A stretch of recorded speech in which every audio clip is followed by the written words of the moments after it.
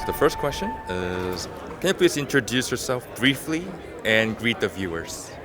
Hi, my name's Molly. I lead the PL-Entres team, which works on a lot of the core capabilities inside of the Filecoin, IPFS, libp2p networks. There's a lot of research improvements that we work on. We do a lot of core maintenance and stewardship of implementations like Lotus and Kubo and Go, JS, and Rust libp2p.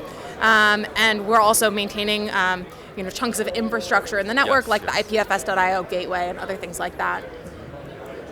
The next question is, how did you get into the IPFS and Filecoin system at first? Yeah, so I learned about IPFS actually very recently once it started, and I started participating in the IPFS community as just a 5% open source contributor, and so knew a number of people from school and from kind of my friends' network who were working at Protocol Labs and were open source contributors in IPFS, and so I started participating just where I could, trying to learn more about the technology, and at the time I was working in education technology, so I was building Google Classroom, and one of my big frustrations was that the stack at Google was all very centrally organized, so as a teacher or student, you wanted to access content that was there in the local school network, but that you didn't have on your device.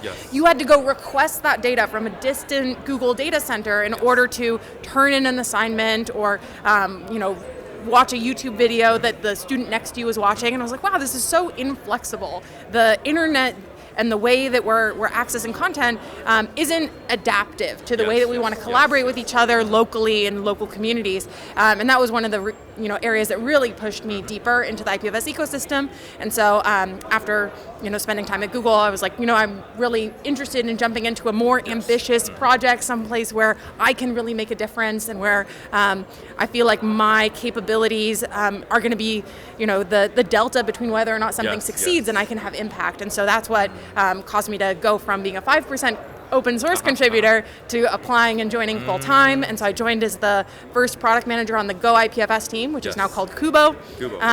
6 months later, I was running the IPFS project, which was a super fast, exciting ramp up. And then about a year and a half after that, started also managing the Filecoin network mainnet launch. And so since then, I've been running IPFS, Filecoin, libp2p, IPLD, DRAND, kind of engineering, research, and product development at Protocol Labs. It's been really cool. The next question is, of all the projects in the Filecoin system, what's your main focus right now? Oh, it's so hard because my team covers so many different projects in the PL ecosystem, and so I think I spend a lot of my time personally working closely with the Filecoin development team. So this is Lotus and the Filecoin virtual machine and other ways in which we are upgrading the core capabilities of the Filecoin network. So I'm also involved with the core devs community and collaborating with other Filecoin implementations like Lotus and Forest.